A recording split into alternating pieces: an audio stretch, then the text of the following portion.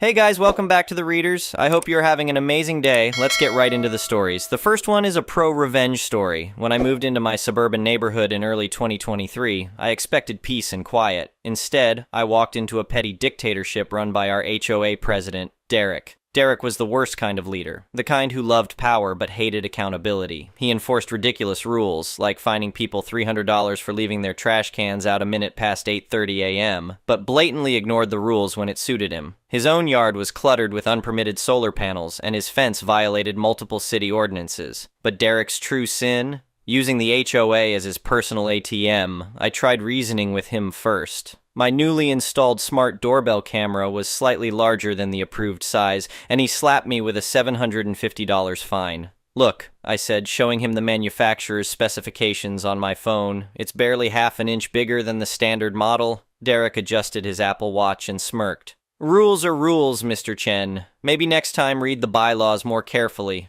He turned and walked away, leaving me seething. That's when I decided I would take him down. Not with angry emails or public confrontations, but methodically, legally, and in a way he'd never recover from. Step 1. Become the inside man. Derek's first mistake was underestimating me. I volunteered for the HOA board, presenting myself as someone eager to contribute to our digital transformation initiatives.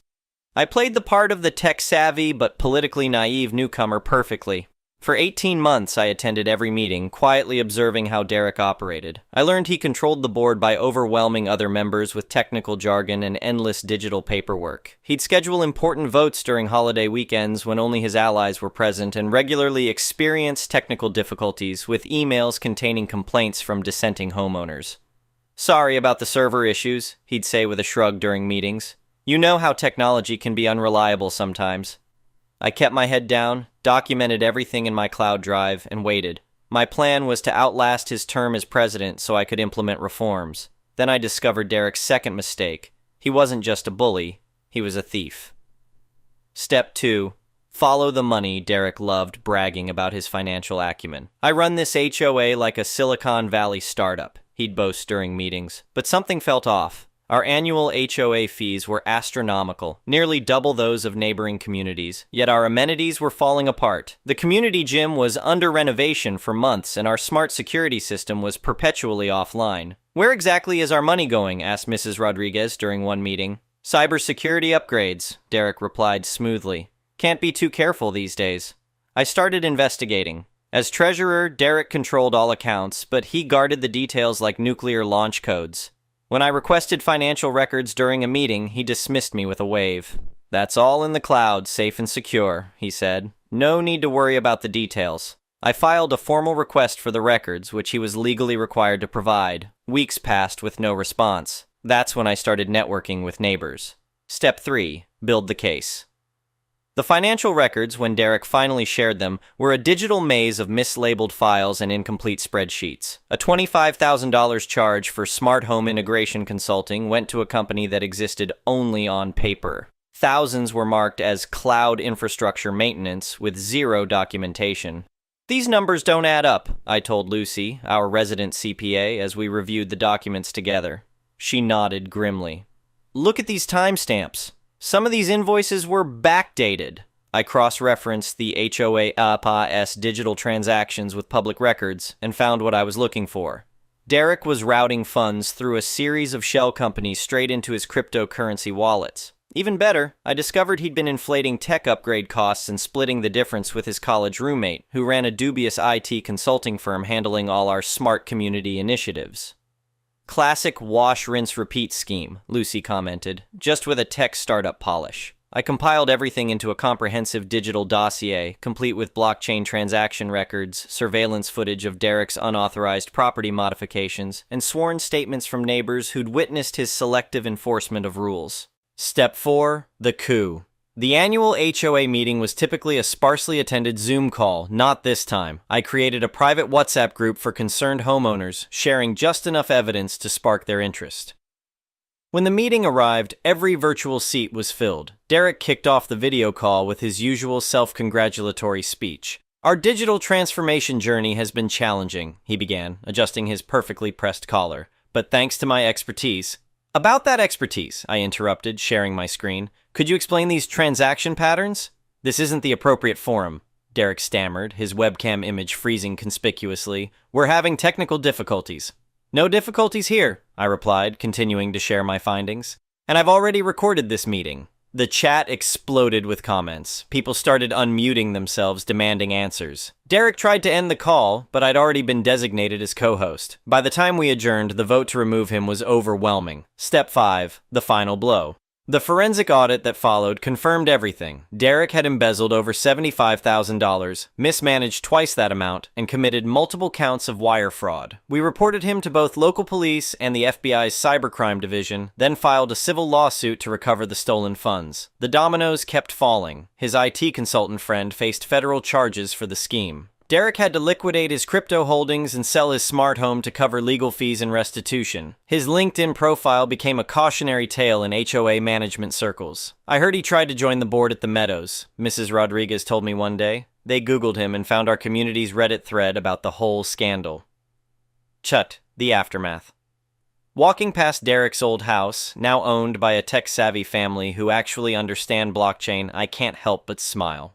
Our community gym sports new equipment, the security system works flawlessly, and our HOA fees are the lowest they've been in years. We've implemented a transparent digital management system where every transaction is logged and visible to all homeowners in real time. Remember when Derek claimed he needed $10,000 for AI-powered landscaping robots? Lucy jokes during our monthly board meetings, which we now stream live on YouTube. Derek reportedly moved to another state where he tried marketing himself as a digital community management consultant.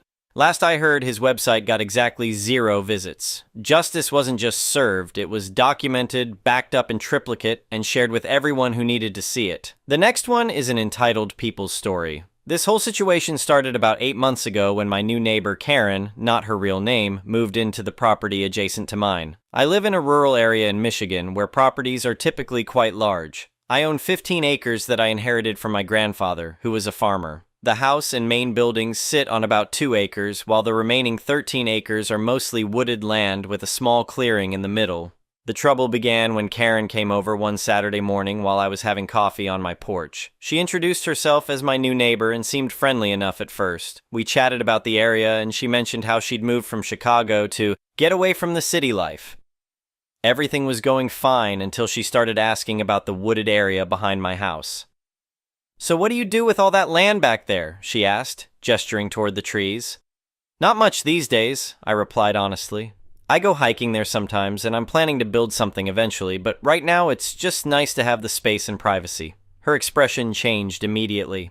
"You mean you're not using it at all? That's such a waste. You know, I've been looking for more land to expand my garden and maybe get some chickens. Would you consider selling it to me?" I politely declined. "Sorry, but I'm not interested in selling. That land has been in my family for 3 generations, and I have plans for it." "Plans? But you just said you weren't using it," she pressed, her voice taking on an edge. "It doesn't make sense for one person to hoard all this land when others could put it to good use. I have 3 kids who need space to play and grow their own food. You're just being selfish." I was taken aback by her sudden shift in attitude. "I understand you'd like more land, but this isn't up for discussion. The property isn't for sale." She left in a huff. And I thought that would be the end of it. I was wrong. Over the next few weeks, Karen started a campaign of harassment. She would walk along our shared property line, taking pictures and making notes. Sometimes she'd bring her kids and let them play right at the edge of my property, pointing at my woods and saying things like, "See that land over there? That should be your playground, but the mean neighbor won't share." Then the calls started. First to the township office, claiming I was violating local ordinances by letting the land go wild. The township inspector came out, checked everything, and confirmed I was well within my rights to maintain my property as I saw fit. Karen then tried calling the county, making similar complaints. The situation escalated when I caught her actually on my property one day. I have a trail camera set up in the woods because I like to see what wildlife passes through, and it caught her walking around with a measuring tape and notebook. I immediately called the police and had them come out. When they arrived, Karen tried to claim she was just looking, and that since I wasn't using the land anyway, she had every right to check it out. The police officer was not impressed. "Ma'am, this is private property. You need permission to be here, regardless of how the owner uses their land." Karen received a warning for trespassing, but this only seemed to make her more determined. She started posting about me on our local community Facebook group, calling me a land hoarder and trying to rally support against me. Most people ignored her or told her to mind her own business, but a few of her friends started giving me dirty looks at the local grocery store. The final straw came when I received a certified letter from a lawyer representing Karen. The letter claimed that since I wasn't actively using the land, I was violating some obscure township ordinance about land utilization, which doesn't actually exist. The letter demanded that I either sell the land to Karen at a reasonable price or face legal action. This is where I decided enough was enough. I'd been planning to build on the property eventually, but Karen's actions pushed me to accelerate my timeline. I contacted an architect friend who had been helping me develop plans for my dream project, a combination workshop and art studio where I could pursue my woodworking hobby and my girlfriend could work on her paintings. I made sure everything was done by the book. I got all the necessary permits, had surveys done, and hired a reputable contractor. The day the construction crews showed up, Karen came running over, practically foaming at the mouth. "What do you think you're doing?" she demanded. I smiled and held up my building permit. "Using my land." "You can't do this!" she shrieked. "This is just spite building. You're only doing this because I want the land." "Actually," I replied calmly, "I've had these plans drawn up for over a year. I have dated documentation to prove it, but you're right about one thing. Your harassment did motivate me to start the project sooner rather than later." She stormed off to call the township again, but there was nothing they could do. Everything was properly permitted and legal. The construction began. And over the next few months, my workshop studio started taking shape. It's a beautiful 2,000 square foot building with lots of windows to let in natural light, and we're using sustainable materials and solar panels to minimize the environmental impact. But Karen wasn't done yet. She tried claiming that the construction was causing damage to her property due to runoff. It wasn't. We had proper drainage installed. She called the police about excessive noise during construction, even though we were well within the allowed hours. She even tried to get a petition going in the neighborhood to stop the construction, claiming it would destroy property values. That's when I decided to really drive home the point about land ownership. I hired a landscaper to create a beautiful natural garden around the workshop with native plants and a small pond. We added walking trails through the wooded areas and put up proper private property signs along the property line. I also installed security cameras covering the entire perimeter, just in case Karen got any more ideas about trespassing. The workshop was completed 3 months ago, and it's everything I dreamed it would be. My girlfriend and I spend most weekends there now, me working on furniture projects while she paints. We've even started hosting monthly art classes for local kids, not Karen's, obviously. Last week, Karen put her house up for sale. Apparently, living next to an industrial complex, her words, not mine, isn't what she had in mind for her country lifestyle. I saw her realtor showing the property yesterday and made sure to wave cheerfully from my workshop window while operating my sawdust collection system at full blast. Well within noise ordinance limits, of course. But here's where things get interesting. Yesterday, I received another certified letter, this time from a different lawyer. Karen is suing me for intentionally decreasing her property value and causing emotional distress through my malicious construction project. She's asking for $50,000 in damages. I called my lawyer immediately, and he actually laughed out loud when I forwarded him the letter. "This is going to be fun," he said. "We have documented evidence of her harassment, the police reports about her trespassing, and proof that your construction plans predated her moving in. Plus, her previous lawyer's letter about the fake ordinance is going to look really bad in court. I'm not worried about the lawsuit. My lawyer says it's frivolous and will likely be thrown out. But I am documenting everything just in case. I've got security camera footage, screenshots of her Facebook posts, copies of all her complaints to the township, and statements from neighbors about her behavior. The real irony is that if Karen had just been a normal, reasonable neighbor, I probably would have been happy to let her kids play in the woods sometimes or even have a small garden plot. I'm not unreasonable. I just don't respond well to entitled demands and harassment. Update. It's been about 2 months since my last post, and I promised to update when the lawsuit situation was resolved. Well, it's resolved all right, and in the most satisfying way possible. The court date was set for last week. My lawyer and I came prepared with a mountain of evidence. All the documentation of Karen's harassment, the security camera footage, the trail cam photos of her trespassing, screenshots of her social media posts, the bogus letter from her first lawyer, statements from neighbors, and most importantly, the dated plans and permits for my workshop that proved this was all planned well before she moved in. Karen showed up with a different lawyer than the one who sent the lawsuit letter. Apparently, the second lawyer dropped her case when he saw our evidence, so she had to find someone else at the last minute. The new lawyer looked uncomfortable from the start, like he knew this was a lost cause. The judge was a no-nonsense older woman who clearly had zero patience for frivolous lawsuits. As soon as Karen's lawyer tried to argue that I had built the workshop maliciously to decrease her property value, the judge interrupted. "Let me get this straight," she said, looking over her reading glasses at Karen. "You moved next to this property, demanded the owner give you land that wasn't for sale, harassed him when he refused, trespassed multiple times, filed false complaints with local authorities, and now you're claiming he acted maliciously?" Karen tried to interrupt with her usual, "But he wasn't using the land" argument, but the judge shut her down hard. "Ma'am, property ownership is not contingent on current usage. The plaintiff has provided evidence that these construction plans existed before you even moved to the area. Furthermore, your documented pattern of harassment suggests that any emotional distress you experienced was self-inflicted." The judge not only dismissed Karen's case, but also granted my lawyer's countermotion for legal fees and damages. Karen now owes me $15,000 for legal expenses and an additional $5,000 for harassment and filing a frivolous lawsuit. The best part? During the proceedings, it came out that Karen had failed to disclose the ongoing dispute to her real estate agent or potential buyers. The agent was in court. I had subpoenaed her as a witness about Karen's claims of property value damage, and she was livid. She dropped Karen as a client on the spot, right there in the courthouse hallway. I overheard her saying something about liability and required disclosures. Karen's house is still on the market, but now with a different real estate agency. The price has dropped twice already. Turns out, when you have to legally disclose that you sued your neighbor over a completely legitimate construction project and lost, it doesn't exactly attract buyers. Meanwhile, my workshop studio has become a local success story. The monthly art classes are now fully booked 3 months in advance. A local artisan craft fair organizer asked if we'd be interested in hosting some events, and we're planning our first one for this summer. We're even thinking about adding a small gallery space to showcase local artists. Remember those neighbors who were giving me dirty looks at the grocery store after Karen's Facebook campaign? They've all apologized. One of them even signed up for my girlfriend's painting classes. Another neighbor who had stayed neutral during the whole dispute told me he's thinking about building a similar workshop on his property and asked for my architect's contact information, the wooded area that Karen so desperately wanted.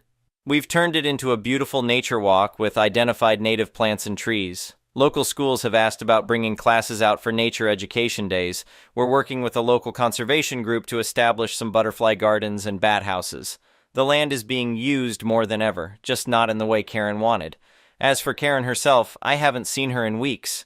Her kids still wait for the school bus at the end of the driveway, but she sends her husband out with them instead of coming herself. He looks embarrassed every time we make eye contact. The sheriff came by yesterday to serve Karen with the judgment for my legal fees and damages. Apparently, she tried to claim she couldn't pay, but during the lawsuit proceedings, she had bragged about having substantial savings she was planning to use to develop the land. The judge was not amused by this attempt to avoid payment. My lawyer tells me she has 30 days to pay or we can put a lien on her house. Given that she's trying to sell, I imagine she'll pay rather than have that additional complications. Either way, I'm not too worried about it. The whole experience has taught me a valuable lesson about standing your ground against entitled people. If I had given in to her initial demands or let her harassment intimidate me, I might have lost a family property that's now being used to benefit the whole community. Sometimes the best revenge is simply living well and using what you have to create something positive. Oh, and one final detail that makes this all even sweeter. I just found out through the grapevine that Karen had already sold her house in Chicago before discovering my unused land. Apparently, she had assumed she'd be able to pressure me into selling and had planned to expand her new property. Now she's stuck with a house she can't sell for what she paid for it, legal fees she has to pay, and a reputation in the community as that crazy neighbor who tries to steal land and sue people. My grandfather used to say that land was one of the best investments you could make, not just for its monetary value, but for its potential. I think he'd be proud to see how his old property is being used now. Sometimes it takes someone trying to take something away from you to make you realize just how valuable it really is. The only downside to this whole situation is that I had to spend more on security cameras and legal fees than I had planned, but honestly, it was worth every penny to see justice served and to know that my property rights are firmly established. Plus, the art classes are bringing in enough income to offset those costs anyway. As they say, the best revenge is living well. In this case, it's living well, creating art, teaching others, and preserving nature all on land that I rightfully own and now actively use in ways that benefit more than just myself. Take that, Karen. The next one is a malicious compliances story. I got hired as a line cook when I got out of culinary school. It was a big hotel chain.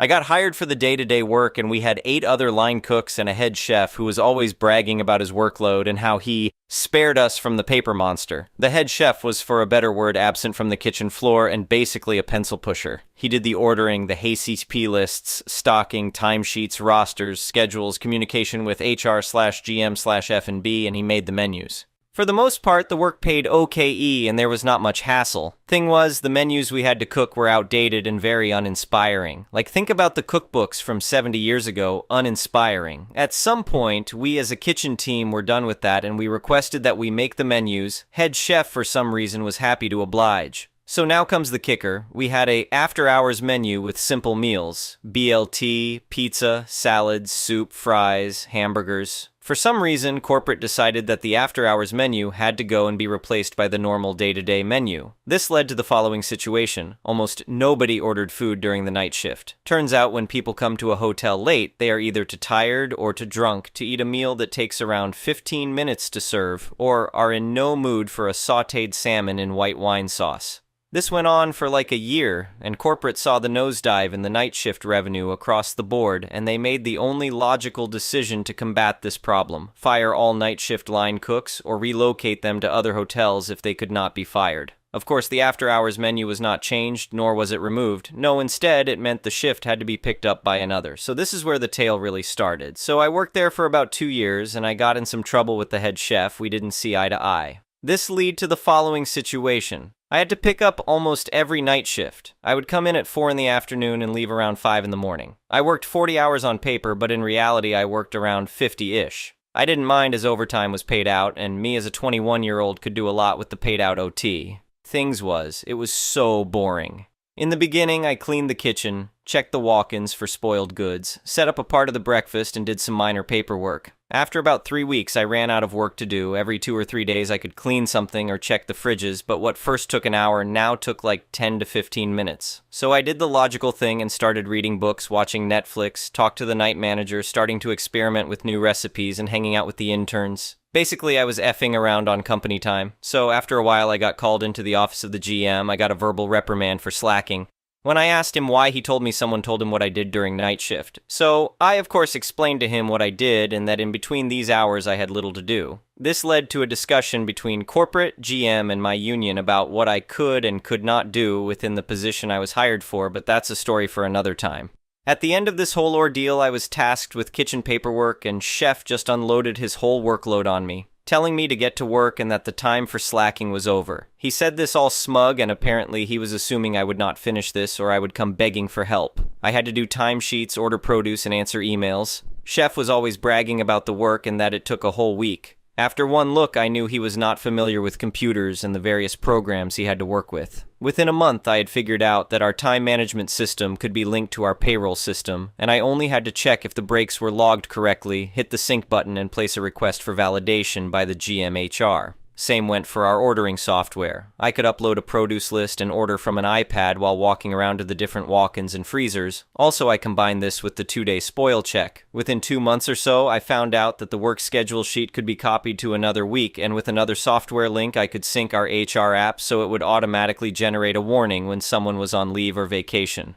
It took me 2 night shifts to do all of the above, and the other 3 I could slack. Due to this, Chef had nothing to do in the office, and in turn was slacking. He had nothing to do during the day but to sit around in his office. After about 2 months, somebody slipped this info to the GM. After that, Chef had to work in the kitchen, and his 9 to 5 changed. He had to do breakfast shifts as he failed to do line cook work. He was stuck 30 years back when sticking everything in jelly was a trend. Soon after this, corporate got wind of this great innovation and asked our chef to document this all and send this over to them. When I left the company due to other reasons, corporate were contemplating cutting the head chef's position and making the F&B manager responsible for the kitchen. Thank you for watching. I would really appreciate it if you could like the video and subscribe to our channel if you haven't already. We'll see you again tomorrow.